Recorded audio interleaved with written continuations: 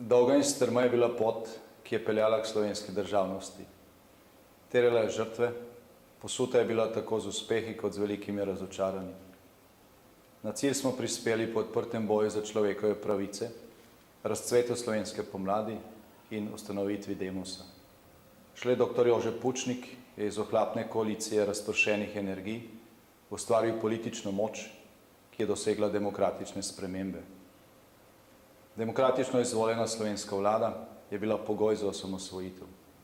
Prejšnja komunistična oblast je osamosvojitvi namreč javno nasprotovala ter preganjala njene pobudnike. 20. rojstni dan Slovenije praznujemo s ponosom.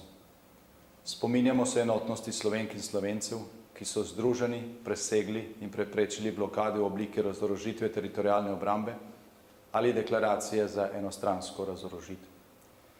Spominjamo se čistega veselja, ki je preplavilo Slovenijo, ko smo prvič dvignili zastavo slovenske države in prvič doživeli pozdrav častne enote Slovenske vojske.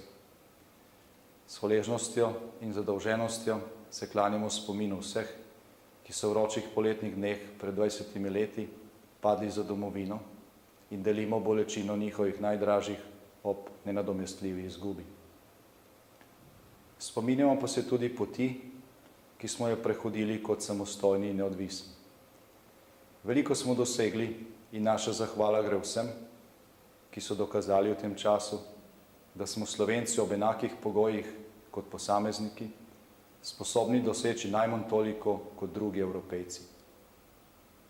Zadnja leta se sicer zdi, kot da je naša življenjska sila poniknila in da so naše energije opešane.